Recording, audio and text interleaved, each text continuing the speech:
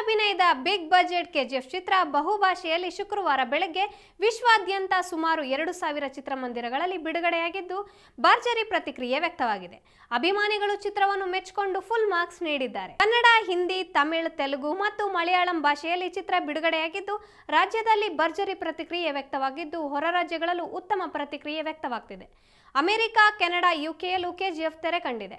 Book ಮೈ ಶೋನಲ್ಲಿ KGF 3 ಲಕ್ಷಕ್ಕೂ ಹೆಚ್ಚು ಲೈಕ್ ಪಡೆದ ಮೂಲಕ ಶಾರುಖ್ ಖಾನ್ ಅವರ ಝೀರೋ ಚಿತ್ರವನ್ನು ಮೀರಿಸಿದೆ. ಈಗಾಗಲೇ ಚಿತ್ರದ ಟಿಕೆಟ್ಗಳು ಸೋಲ್ಡ್ ಔಟ್ ಆಗಿದ್ದು ರಾಜ್ಯದೆಲ್ಲೆಡೆ ಚಿತ್ರಮಂದಿರಗಳಲ್ಲಿ ಹೌಸ್ಫುಲ್ ಪ್ರದರ್ಶನ ಕಂಡು ಬಂದಿದ್ದು ಇನ್ನು ಚಿತ್ರದ ಹೈಲೈಟ್ಸ್ ಇಲ್ಲಿವೆ. 155 ನಿಮಿಷಗಳ ಕೆಜಿಎಫ್ ಕಹಾನಿ.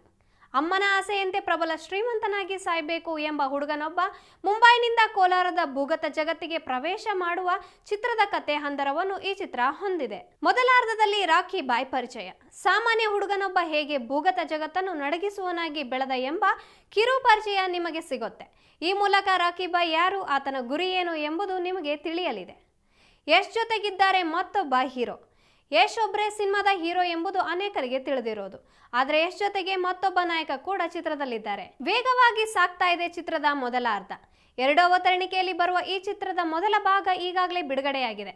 ಚಿತ್ರ ಇಲ್ಲಿಯೂ ಬೋರ್ ಹೊಡೆಯದಂತೆ ಸಾಗುತ್ತಾ ಪ್ರೇಕ್ಷಕರನ್ನು ಹಿಡಿದಿಟ್ಟುಕೊಳ್ಳುವಲ್ಲಿ ಪ್ರಶಾಂತ್ ನೀಲ್ ಪ್ರಯತ್ನ ಅದ್ಭುತ. ದ್ವಿತೀಯಾರ್ಧದಲ್ಲಿ ಖಡಕ್ ಆಕ್ಷನ್ ಮೇನಿಯಾ. ಭೂಗತ ಜಗತ್ತಿನ ರಕ್ತಸಿಕ್ತ ಕಥೆಯ ಈ ಚಿತ್ರದ ಮೊದಲ ಹೈಲೈಟ್ ಆಕ್ಷನ್. ಸಿನಿಮಾದ ಪ್ಲಸ್ ಪಾಯಿಂಟ್ ಆಗಿರುವ ಈ ಸಾಹಸ ದೃಶ್ಯಗಳಲ್ಲಿ ಯಶ್ ನೋಡುಗರನ್ನು ಆವರಿಸಿಕೊಳ್ತಾರೆ. ಕ್ಲೈಮ್ಯಾಕ್ಸ್ ಅಲ್ಲಿ ನಿರೀಕ್ಷಿಸದ ಟ್ವಿಸ್ಟ್. ಕತೆ ಸಾಗುತ್ತಿದ್ದಂತೆ ಅದರ ಮುಕ್ತಾಯ ಹೇಗೆ ಆಗಬಹುದು ಎಂದು ವೀಕ್ಷಕರು ಒಂದು ಅಂದಾಜಿಗೆ ಬರ್ತಾರೆ. ಆದರೆ ಚಿತ್ರದ ಮುಕ್ತಾಯ ಪ್ರೇಕ್ಷಕರ ಕಲ್ಪನೆಗೆ ಮೀರಿದ್ದಾಗಿದೆ. ಟ್ವಿಸ್ಟ್ನೊಂದಿಗೆ ಕೆಜಿಎಫ್ ಚಾಪ್ಟರ್ 2 ಸುಳಿವು. ಈಗಾಗಲೇ ಚಿತ್ರದ 2ನೇ ಭಾಗ ಕೂಡ ಚಿತ್ರೀಕರಿಸಿದ್ದು ಚಿತ್ರದ ಮುಕ್ತಾಯ 2ನೇ ಭಾಗದ ಚಿತ್ರೀಕರಣ ಏನಿರಬಹುದು ಎಂದು ಸುಳಿವು ನೀಡುವ ಮೂಲಕ ಮುಂದಿನ ಕತೆಗೆ ಮುನ್ನುಡಿ ಬರೆದಿದೆ. ಪ್ರತಿ ಪಾತ್ರದ ಪರಿಚಯವು ಇಂಟ್ರೆಸ್ಟಿಂಗ್.